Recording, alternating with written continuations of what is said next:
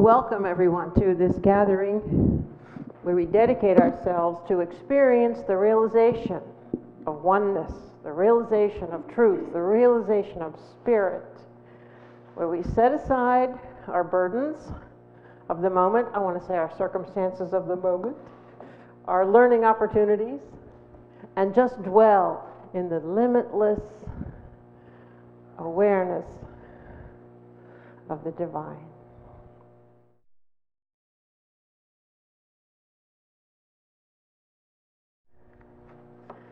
Do you see our program folder on the cover?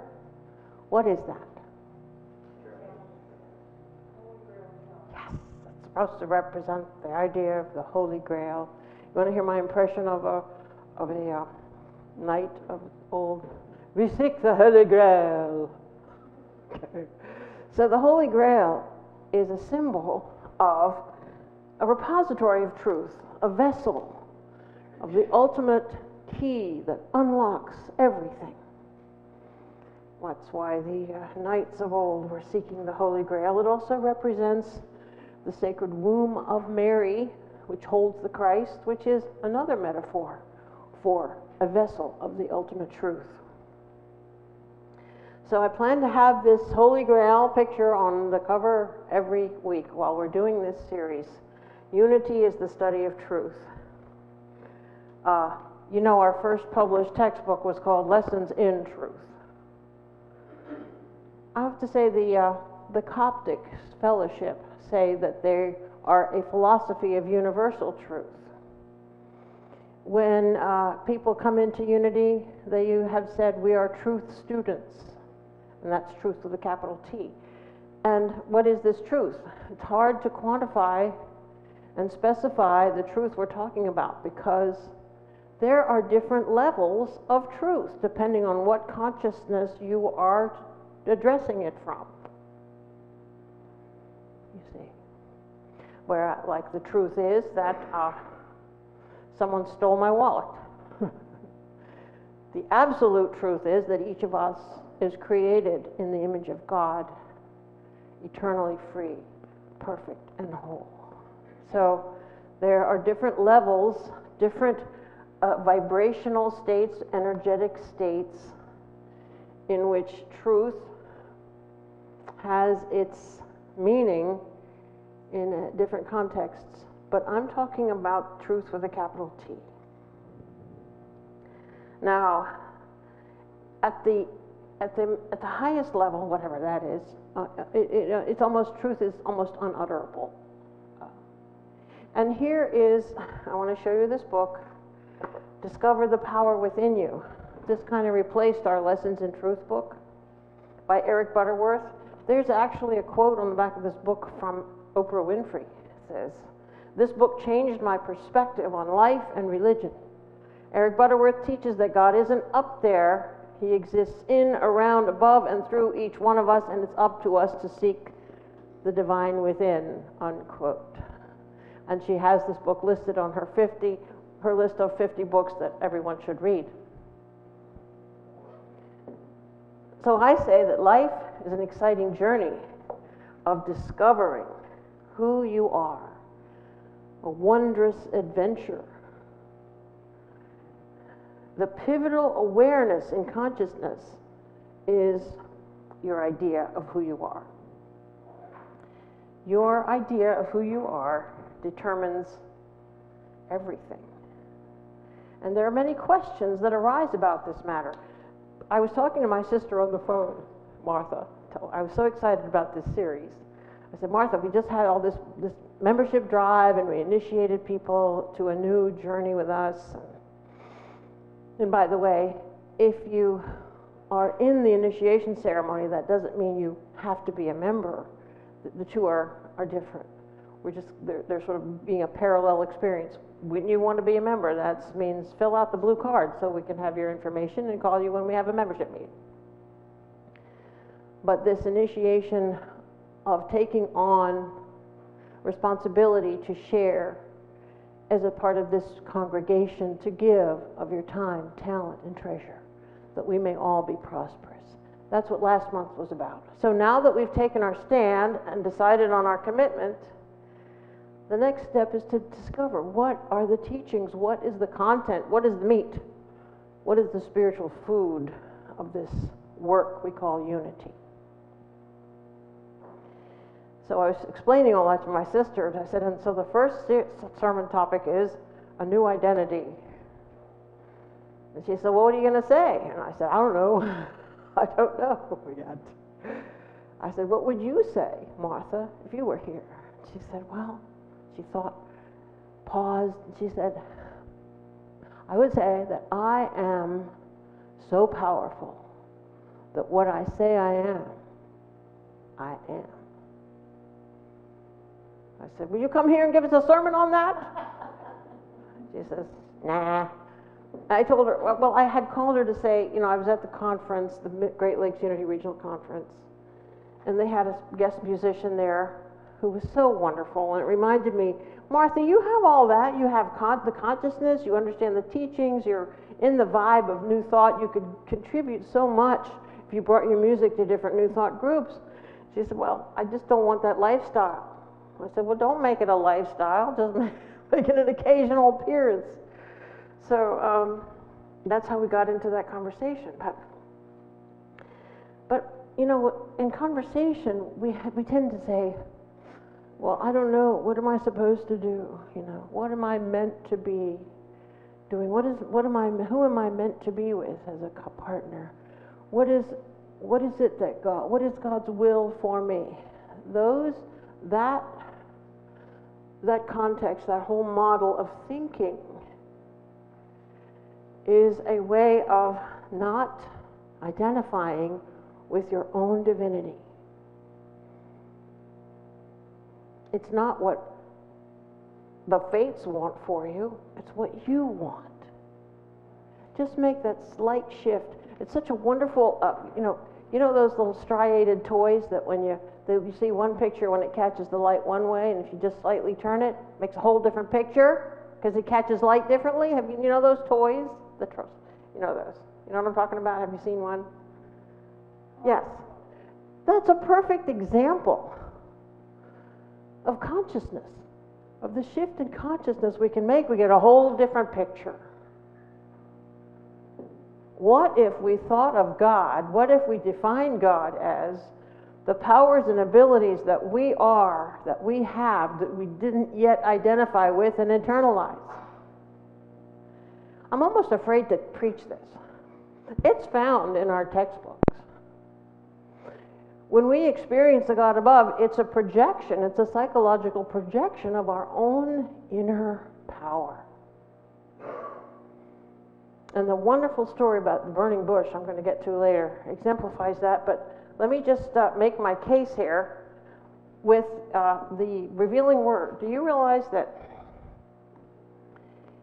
our metaphysical understandings, as recorded by Mr. Fillmore and taught in Lessons in Truth, the I am is the same as Jehovah, is the same as the Lord, is the same as the Christ. You see, it all is part of the divine idea that each of us is.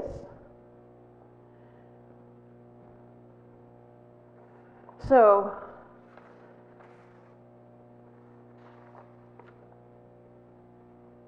I'm going to draw a contrast of two ways of identifying ourselves. By outer influences and by inner discoveries. When we derive our identity from outer influences, we give our power away. When we derive our identity from outer influences, we dwell in sense consciousness because we're taking our information about ourselves from the five senses. We are in materiality, in illusions of unreality, lack, limitation, dependency, and ignorance. The life of the mere mortal. But when we derive our identity from the exploration of unseen realms, the within, consciousness, lo and behold, we discover truth some very deep truths of being. Now I'm going to read the story of the burning bush because, where's my Bible? Yeah, because that is such a wonderful... Do you realize the pivotal point in the story of the Hebrews was when Moses decided to lead the children of Israel out of bondage? And how did they get into bondage? Was that they went to find food in the land of Egypt, and Joseph was there, the youngest son of Jacob, Israel, and they stayed there. And time went on, and then they became stuck there. And metaphysically, Egypt represents sense consciousness. So now, when we look at this story of Moses being assigned the job of leading these children of Israel out of the land of Egypt, that's what started everything. That's what started their journey, which ultimately ended in the golden age of Solomon and his golden palace in Jerusalem. And then another long saga, which we'll do that in the Bible class. But anyway, chapter 3 of Exodus. And I prefer the King James Version after all these years. It's more poetic, and in some cases more correct. For instance, the translation "I am," when Moses says, "Who shall I say sent me?" The later translations, more modern translation, says, "I am who I am." But "I am that I am," to me, is much more metaphysical, much more correct somehow. So now Moses kept the flock of Jethro, his father-in-law, the priest of Midian, and he led the flock to the backside of the desert and came to the mountain of God, even to Horeb. And the angel of the Lord appeared unto him in a flame of fire and out of the midst of a bush. And he looked, and behold, the bush burned with fire, and the bush was not consumed. And Moses said, I will now turn aside and see this great sight, why the bush is not burnt. And when the Lord saw that, he turned aside to see. And when the Lord saw that he turned aside to see, God called unto him out of the midst of the bush and said, Moses, Moses. And he said, Here am I. And he said, Draw not nigh hither, put off thy shoes from off thy feet, for the place whereon thou standest is holy ground. Moreover, he said, I am the God of thy father, the God of Abraham, the God of Isaac, the God of Jacob. And Moses hid his face, for he was afraid to look upon God. And the Lord said, I have surely seen the affliction of my people which are in Egypt, and have heard their cry by reason of their taskmasters, for I know their sorrows. And therefore, behold, the cry of the children of Israel is come unto me, and I have also seen the oppression wherewith the Egyptians oppress them. Come now, therefore, and I will send thee unto Pharaoh, that thou mayest bring forth my people, the children of Israel, out of Egypt. And Moses said unto God, Who am I that I should go unto Pharaoh, that I should bring forth the children of Israel out of Egypt? And he said, Certainly I will be with thee, and this shall be a token unto thee, that I have sent thee. When thou hast brought forth the people out of Egypt, you shall serve God upon this mountain. And Moses said unto God, Behold, when I come unto the children of Israel, and shall say unto them, The God of your fathers has sent me unto you, and they shall say unto me, What is his name? What shall I say unto them? And God said unto Moses, I am that I am. And he said, Thus shalt thou say unto the children of Israel, I am hath sent me unto you. How mysterious, how utterly spiritual, how being itself is sending you. Being, the mind of being in consciousness, the burning desire to save your people is sending you. Does it seem clear to you? Can you see that the fire burning in the bush is the fire of passion burning in the soul of Moses to go unto the Pharaoh that he knew and grew up with and demand that his people be freed. And the back and forth. We go back and forth in our own minds. How can I do that? Who am I to think I can do something like that? I can't even talk right. They're not going to believe me. And then the higher self, the Christ in you, the I am presence in you. I will be with you. I will show you. I will tell you what to say. I will inspire you. I will be there with you moment by moment as your rock and strength. I am that I am is your identity.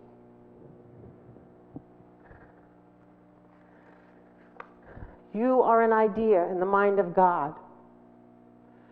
You are a divine mystery unfolding in a perfect pattern. You are the Christ. You are love. You are power. So much power.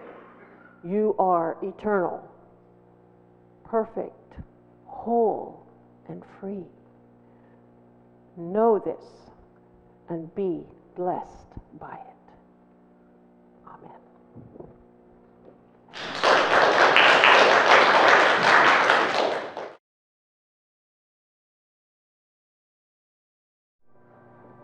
As we prepare for meditation in the silence, let's breathe deeply, arrange our bodies comfortably. They are the divine vehicle to carry us through this journey of triumph, this journey of fulfillment. And as we turn within to drink deeply of the waters of eternal life,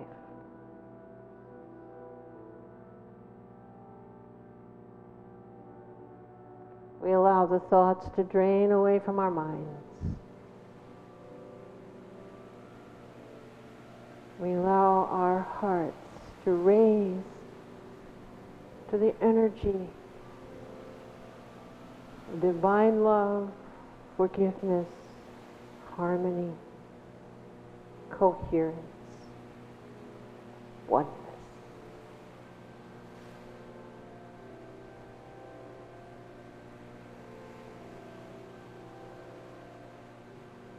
Our statement for meditation is, in the light of prayer, the truth of my being is revealed. So let us vocalize this together now. Together, in the light of truth, prayer, the truth of my being is revealed. And say it silently in your heart.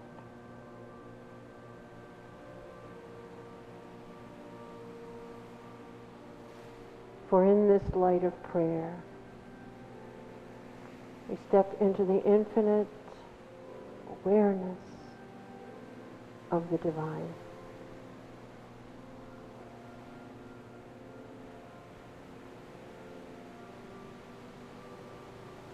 In the silence.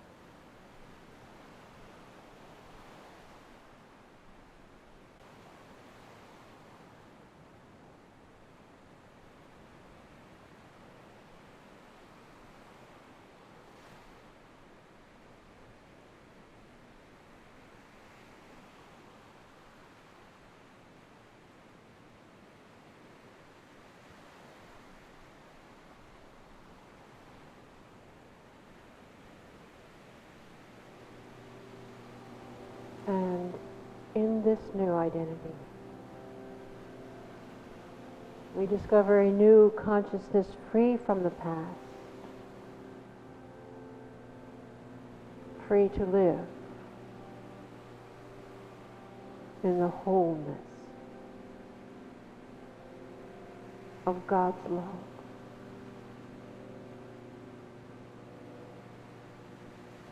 And so it is. Amen.